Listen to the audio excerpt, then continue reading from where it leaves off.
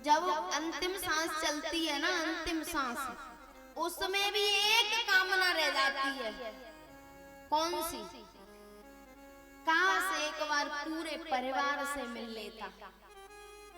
जब अंतिम सांसें चलती है ना, तो बहू को बुला दो, बेटा को बुला दो, ये रिश्तेदार को बुला दो, जहां पर आसक्ति होती है उसी का नाम लेते हैं। पर कभी ये नहीं कहते कि हमें भागवत जी का पाठ सुना दो।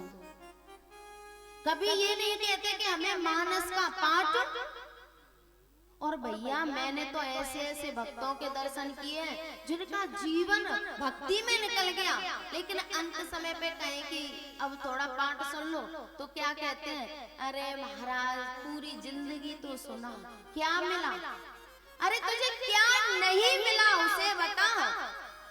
आना जाना तो निश्चित है, मृत्यु टाली नहीं जा सकती, मृत्यु सुधारी जा सकती है। आया है सो जाएगा राजा रंग फकीर, एक सिंहासन चढ़ चला, एक बंधा जंजीर। प्यारे, हमारी तुम्हारी तो बात क्या है, यहाँ तो जब जब भगवान ने अवतार लिया है, स्वयं भगवान ने जब जब अवतार लिया है, तब तब अपनी लीला का संवर्णन करना पड़ा है। अपनी लीला को समेटना, भगवान ने भी अवतार लिया है, वो भी गए हैं इस धरा को छोड़ के। फिर हम और आप कौन से खेत की मूली हैं? एक कोई विदेशी दार्शनिक हुआ है या डॉक्टर था, उसने हजारों डॉक्टर लगा लिए और अपने घर में ही लैब बनवा लिया, और रोजाना उसके चेकअप होते थे कि उसे कोई बीमारी नहीं हो, और क्या जरूरत है, क्या खिलाना है, क्या नहीं खिलाना है, हजारों डॉक्टर लगा लिए। उसने कहा था कि मैं मृत्यु को जीतूंगा। उसने कहा था कि मौत क्या है, मैं ये प्रैक्टिकल करूंगा। जब मैं स्वस्थ रहूंगा, डॉक्टर मेरी देखभाल में रहेंगे, तो फिर मैं मरूंगा कैसे? वो समझ रहा था कि लोग पैसे के अभाव में मरते हैं, शरीर कमजोर हो जाता है तब मरते हैं। उसने सारे इंतजाम कर लिए, लेकिन जिस दिन मौत आई ना, उस दिन डॉक्टर खड़े रह गए, उसकी सारी व्यवस्थाएं पड़ी रह गई। बड़े रंगीन नजारे थे, वो सारे मुल्क के माली थे। सिकंदर जब गया दुनिया से दोनों हाथ, सिकंदर बहुत बड़ा सम्राट हुआ है और उसने सारी दुनिया पर राज्य करने की सोची कि सारी दुनिया पर राज्य करूंगा। और प्यारे, जब वृंदावन में वो जा रहा था सिकंदर, तो एक फक्कड़ संत रास्ते में खड़े थे। उसके जो चमचे थे, उन्होंने कहा हटो यहाँ से। संत ने ऊपर की तरफ देखा, कौन है भैया? बोले तुम्हें पता नहीं है, सिकंदर आ रहा है, सिकंदर। अच्छा, कौन है ये सिकंदर? ये सिकंदर कौन है, इसका कुछ इंट्रोडक्शन तो दो। बोले आपको पता नहीं है, सम्राट सिकंदर। बोले अच्छा, ये सम्राट है? बोले हाँ, इसने सारी दुनिया को जीतने का संकल्प किया है। उन्होंने कहा इसने मौत को भी जीत लिया है क्या? संत भगवान ने कहा इसने मौत को भी जीत लिया है क्या? बोले हाँ, मौत इसका क्या बिगाड़ेगी? संत भगवान ने कहा आज से तीसरे दिन इसकी मृत्यु होने वाली है, और बचा सको तो बचा लो।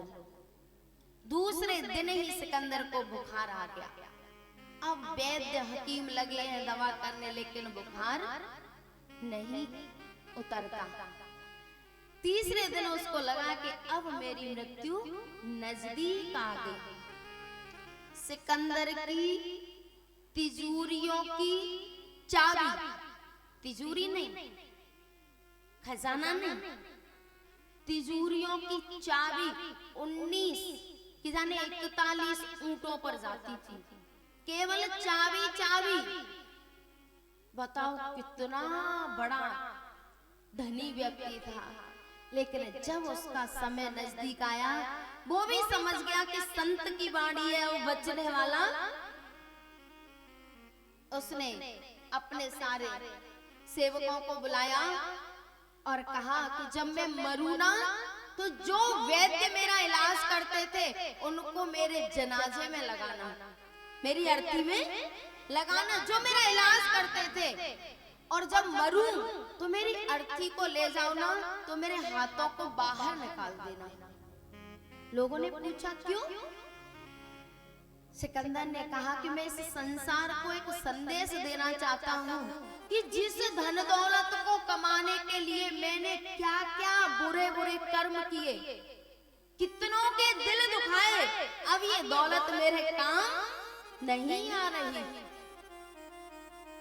बोले वैद्यों को इसलिए लगाना, मैं इस दुनिया को संदेश देना चाहता हूँ कि जब मौत आएगी ना, उस समय पर चाहे कितने ही वैद्य हकीम बुला लेना, बचने वाले जब मृत्यु आएगी तो हमने जो बुरे भले कर्म कर करके जो धन दौलत इकट्ठा किया है ना, वो यहीं पड़ा रह जाएगा हमारे साथ जाने वाला।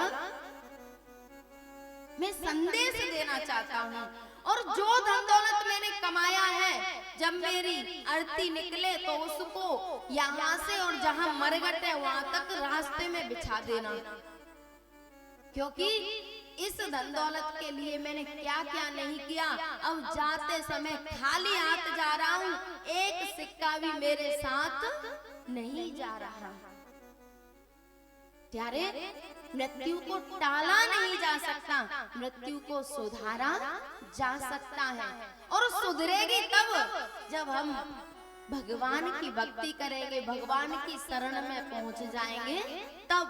नहीं तो जन्म जन्म मुन जतन कराई, अंतराम कहे आवत सज धज के जिस दिन मौत की सहजादी ना सोना काम आएगा, ना चांदी आएगी, ना सोना काम आएगा, ना चांदी आएगी। सज धज के जिस दिन मौत की, सज धज के जिस दिन मौत की सहजादी आएगी, ना सोना काम आएगा,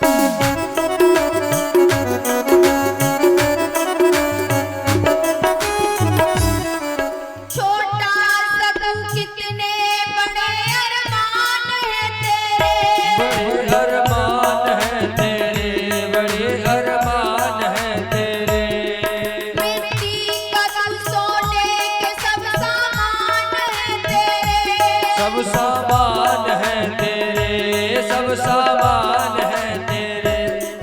मिट्टी की काया जिस दिन मिट्टी में समाएगी, मिट्टी की काया जिस दिन मिट्टी में समाएगी, ना सोना काम आएगा, ना चांदी आएगी, ना सोना काम आएगा, ना चांदी आएगी।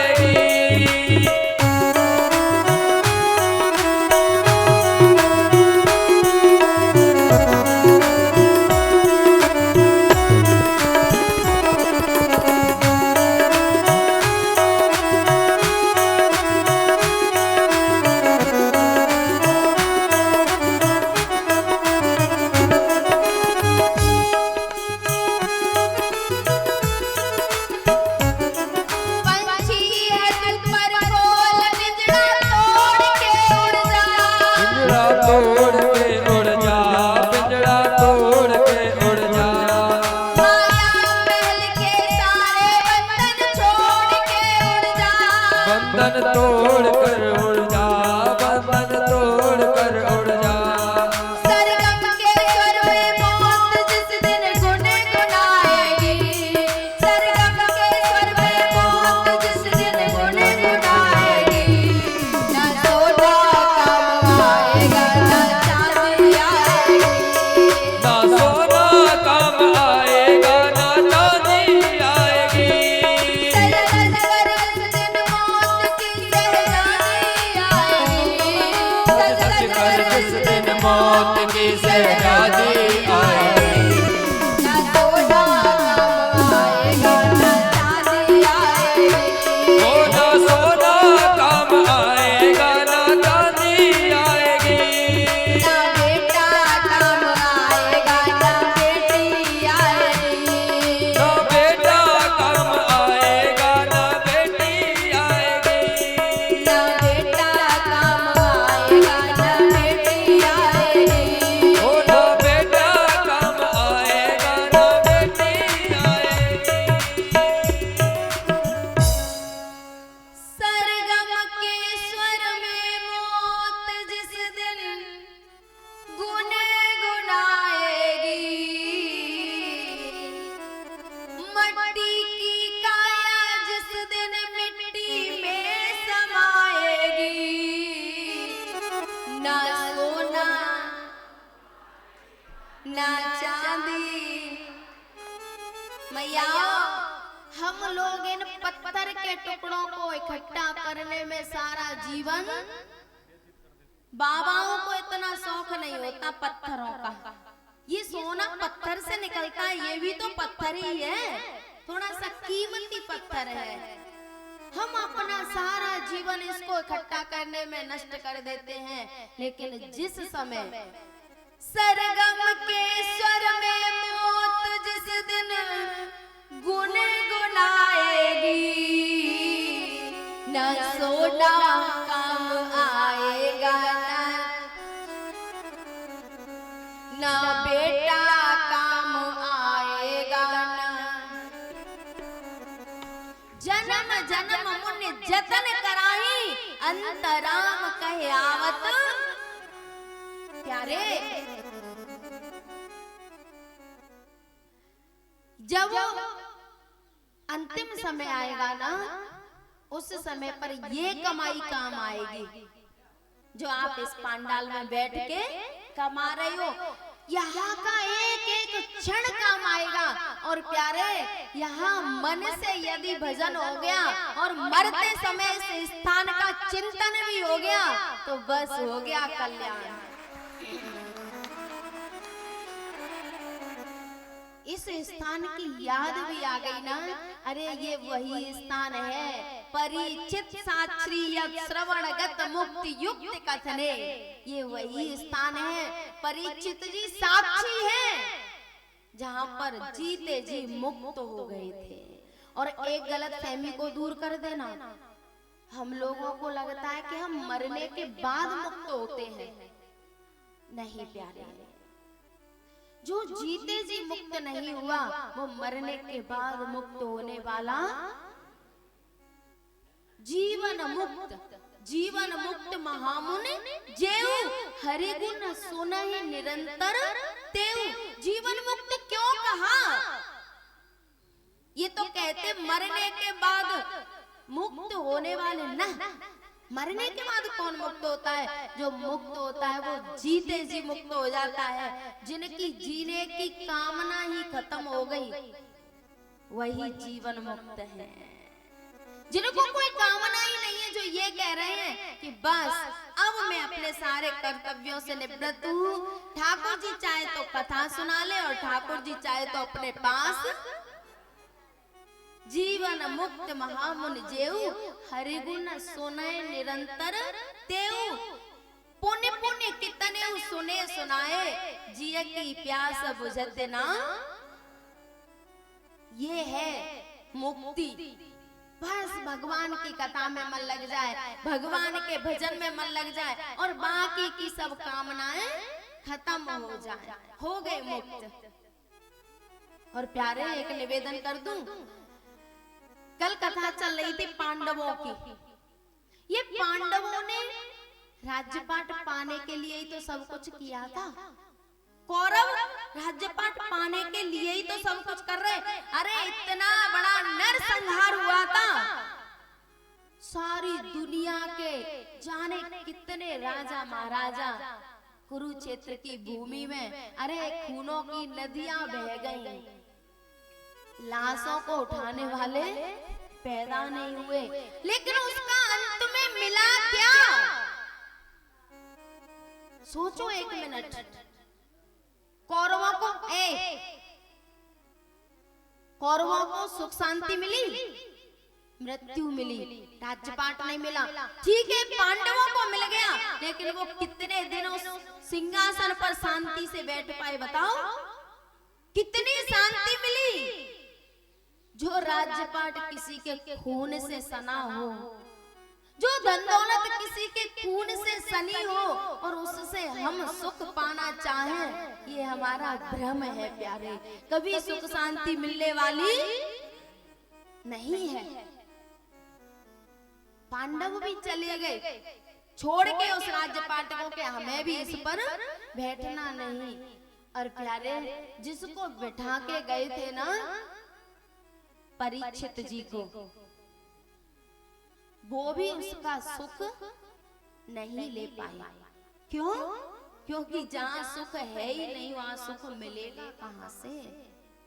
एक दिन परीक्षित जी शिकार खेलने गए। भैया शिकार खेलने के लिए गए और थक गए, प्यास लगी और प्यारे वन में घूम रहे थे। उसी समय उन्होंने एक दृश्य देखा। एक काला पुरुष एक बैल को मार रहा है, जिसके 3 पैर टूट चुके हैं। एक पैर पर बैल खड़ा है और उसको जोर जोर से मार रहा है। परीक्षित जी ने देखा तो कहा, तू कौन है? और तू जानता नहीं है ये पांडवों का क्षेत्र है, मैं उनका पुत्र हूँ और मेरे सामने तू बैल है धर्म, तू इसको इतना परेशान कर रहा है, तू कौन है? मैं तुझे जिंदा नहीं छोड़ूंगा। और जैसे ही धनुष पे बाण चढ़ाया तो वो चरणों में आके गिर गया।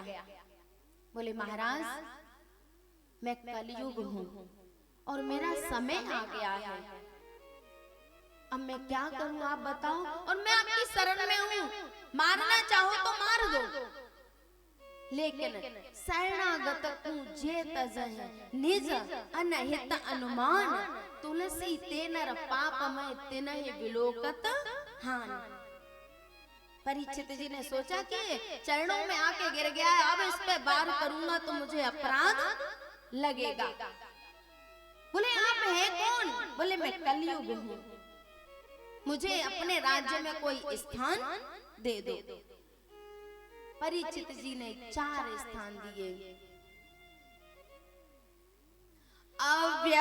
अव्यतितस्तदा तस्मै स्थानानि कलये ददौ, द्यूतं पानं स्त्रियसूरा यत्र धर्मश्चतुर्विधः।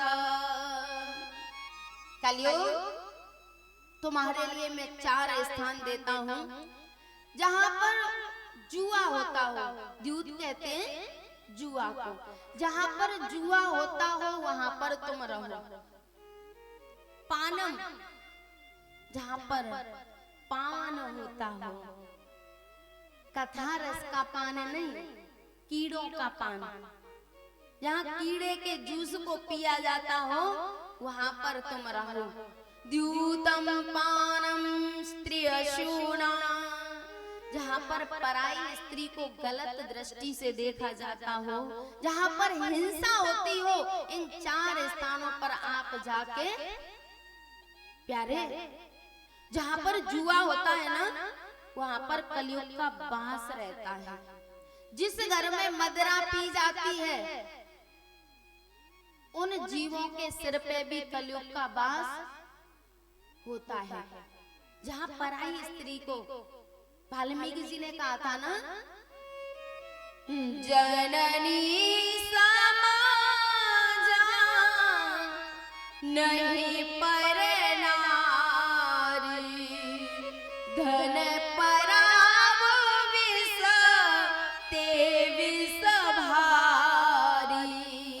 ये महापुरुष जो बात कह के गए हैं, उनको यदि हम जीवन में पालन नहीं करेंगे, धारण नहीं करेंगे, तो हमें कष्ट उठाने ही पड़ेंगे। इसमें कोई रद्दो बदल नहीं हो सकता। जहां हिंसा होती है, दूसरे को कष्ट पहुंचाकर अपने सुख की पुष्टि की जाती है, वहां पर भी कलयुग का वास। कलयुग ने कहा, महाराज आपके राज्य में